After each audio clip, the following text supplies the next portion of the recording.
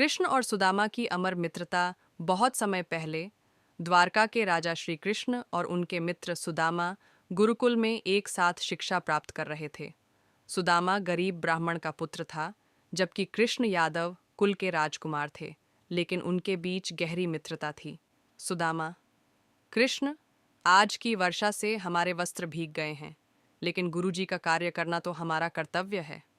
कृष्ण: मित्र, सेवा और समर्पण ही सच्ची भक्ति है। गुरुजी का आशीर्वाद हमें सदा प्राप्त रहेगा। वर्षों बाद सुदामा की पत्नी: स्वामी, आपके मित्र कृष्ण अब द्वारका के राजा हैं।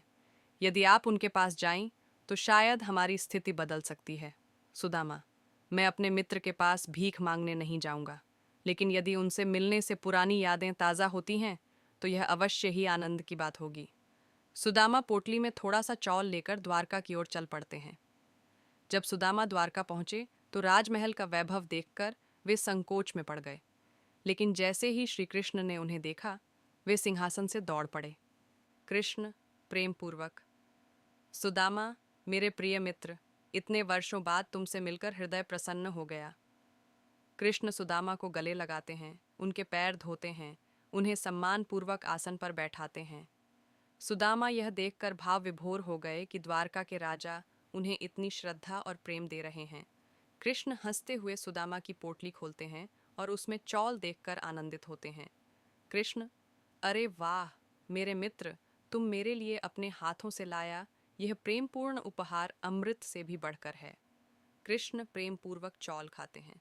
सुदामा लज्जित महसूस करते हैं कि वे कुछ मांग नहीं सके। सुदामा यह देखकर आश्चर्यचकित रह गए कि बिना कुछ मांगे ही श्री कृष्ण ने उन्हें सब कुछ दे दिया था। सुदामा आंखों में आंसू लिए: यह तो मेरे मित्र कृष्ण का प्रेम और आशीर्वाद है। उन्होंने बिना कहे ही मेरे कष्ट हर लिए। कृष्ण और सुदामा की मित्रता प्रेम, विश्वास और निस्वार्थता का प्रतीक है।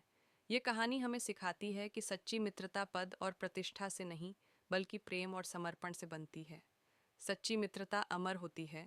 अगर आपको यह वीडियो पसंद आया हो तो लाइक, शेयर और सब्सक्राइब करना न भूलें।